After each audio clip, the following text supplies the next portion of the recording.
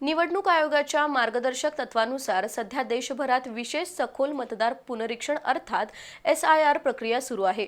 कोल्हापूर उत्तर आणि दक्षिण या दोन विधानसभा मतदारसंघात महापालिकेच्या पाणीपुरवठा आणि घरफाळा विभागाचे अनेक कर्मचारी काम करत आहेत।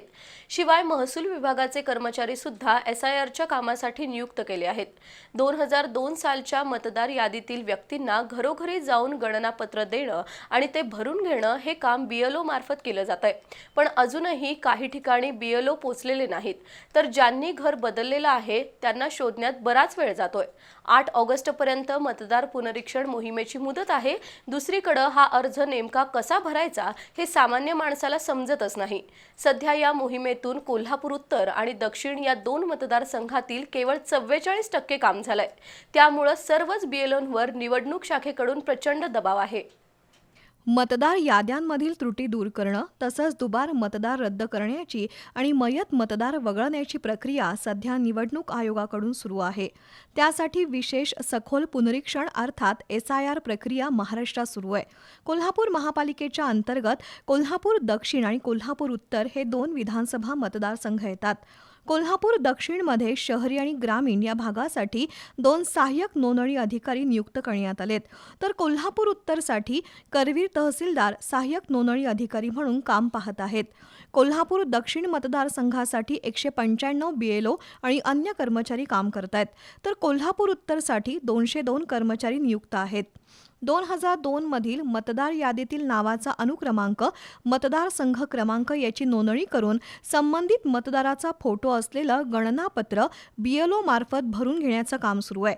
त्यासाठी BLO घरोघरी फिरत आहेत, पण ज्या घराला कुलूप आहे किंवा ज्यांनी घर बदललेलं आहे त्यांच्यापर्यंत पोहोचण्यात BLOंना अडचण येते। शिवाय हा फॉर्म नेमका भरायचा कसा हे सर्वसामान्य नागरिकांना माहीत नसल्यानं एका BLOला 400 ते 500 व्यक्तींचे अर्ज स्वतःच भरावे लागतात।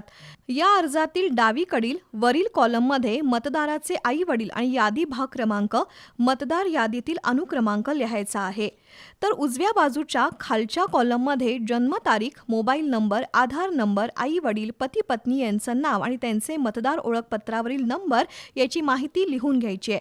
परिणामी प्रत्येक BLOवर सध्या कामाचा प्रचंड ताण आहे। शिवाय काही ठिकाणी BLO पोचले नाहीत अशा नागरिकांच्या तक्रारी आहेत।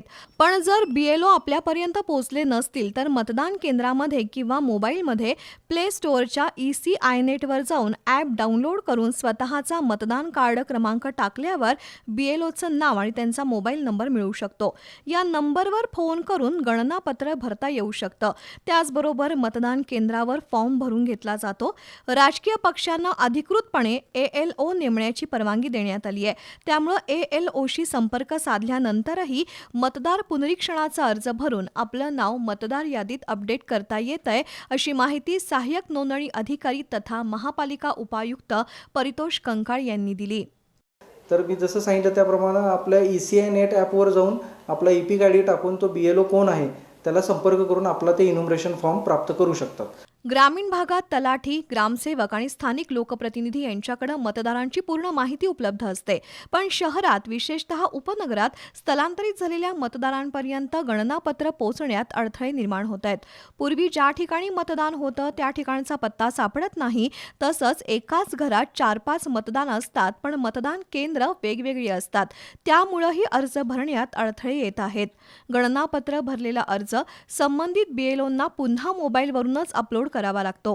कोल्हापूर शहरात आतापर्यंत 44% गणनापत्रांचं डिजिटलायझेशन झालंय, असं उपायुक्त परितोष कंकाळ यांनी सांगितलं। या निमित्तानं मी सर्व मतदारांना आणि नागरिकांना आवाहन करतो की सर्वांनी आपल्या मतदार यादी भाग क्रमांकाशी संबंधित BLOशी संपर्क साधावा किंवा BLOंनी दिलेले फॉर्म जे आहेत ते परिपूर्णरित्या भरून परत BLOकडे लवकरात लवकर जमा करावे। आता 274 शहरी भागामध्ये एकूण 195 BLO आहेत आणि संपूर्ण या शहरी भागाचं काम आता डिजिटायझेशन 44% पूर्ण झालेलं आहे। मतदार पुनरीक्षण प्रक्रियेमध्ये नॅशनलायझेशन ऑफ पोलिंग बूथ या संकल्पनेनुसार प्रत्येक मतदान केंद्रावर 1200 मतदार असतील, तर मतदार पुनरीक्षण यादीमध्ये नाव नोंद करण्यासाठी ऑनलाईन प्रक्रिया सुद्धा उपलब्ध आहे.